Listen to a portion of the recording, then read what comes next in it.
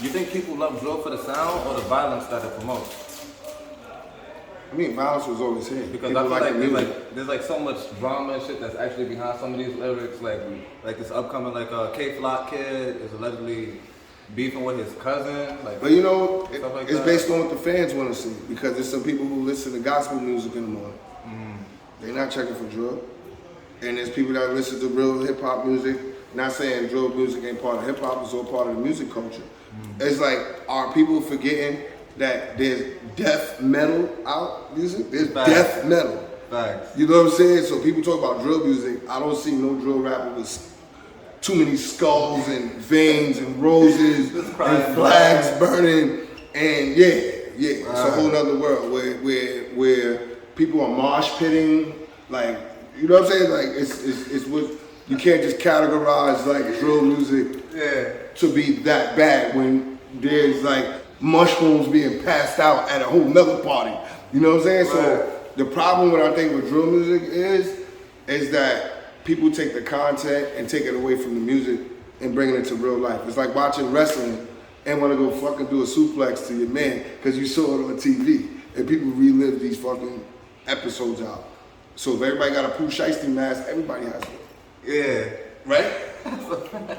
Okay. Jay-Z had button-ups on, right? People had button-ups. Usher had sports blazer. Everybody had a sports blazer on. Right? Yeah. Oh, okay. It's like what you really want to do. So when people understand the crimes or the money you can get, is your decision right from then and there. That's just the way I look at it. It's good music because at some point, when you listen to drill music, it can sell out shows. Yeah. The energy's higher. You know, the energy's higher. Everybody's jumping. It's energetic. You're moving. And sometimes with the bars, it's like, yeah, that's what's up.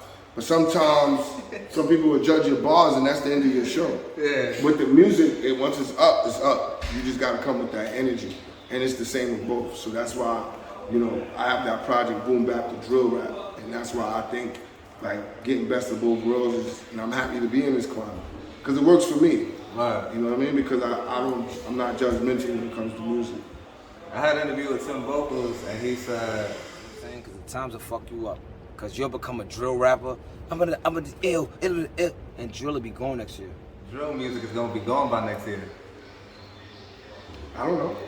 How you feel about that? I feel like as long as there's hot records, there's gonna be hot records out. If it's another hot drill record, it's gonna be another hot drill record. Like times, everything's changed. You know what I'm saying? I can say you had blues, right? Then you had jazz, disco, house music, reggae music. This industry changes all the time, so you just gotta be ready to change when the sound change. That's what I think it is. I'm not targeting no particular sound because somebody can go outside and go viral with a saxophone, and then everybody will have saxophones outside. This is what's happening. Right. Do you think when people be talking about all this gang shit in the music, influences the upcoming children and makes them want to join gangs too? Because I seen an interview, Lil Nas X, he said, I ain't raising your fucking kids or some shit like that. But how you put gang and Lil Nas X in the same? No, because how they raise their kids? Music is supposed to be raising the kids, right?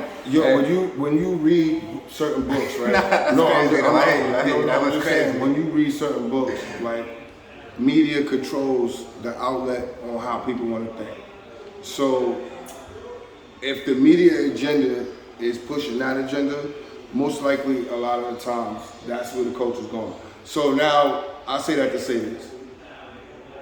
It's different ways you can look at it, because I always look at it, you got hustlers and people that stand next to hustlers.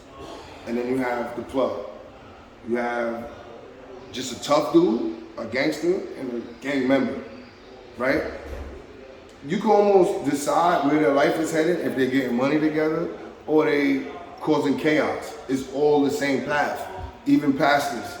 You in the church, you take your money, do it bad, is all pastors bad? Or you still gonna go to that church and it's just that person? It's the same shit with the gang culture, it's the same shit with the hustler culture, it's the same shit with record labels when people be like, oh, I don't like this person, but you still want to get signed to Rock Nation or Def Jam. Or I don't fuck with Ross, but Ross come around, you drink that Bel Air and take the sponsor. People pick and pull. So you just gotta know where you're heading in life and take what's more important. If it don't make sense to you, don't listen. That's my advice overall. And as far as the battle rap culture, there's no like, I noticed that over the years, as the battlers have started going overseas and whatnot, they've kind of like formed like a somewhat of a... No, it's just more money. That's all it is. All right. It's more money. And once it went digital, and he was able to create the app, and people don't have to really create big events, and people are spending the same amount of money online. You know, times change. You know what I'm saying? Because especially in New York, you can't do it here because everybody is like 5,000 people not gonna have vax cards like that. Not for a battle, and not for all the stipulations getting swabbed. It's too much. In Cali and all those other places, they're waiving it. I'm assuming they're still doing COVID tests, but I don't think it's as restricted as it is here in New York. It's crazy over here. And it's good because he beat New York up for like 15 years. Now he's about to. The way I look at it is like he's expanding the market. Shout out to Snack for that. Genius. Shout out to everybody that's still part of the culture. You know. Facts. You gotta respect the evolution of that man. He went from holding a camera to. No, he was always behind everything. Like he had his partners.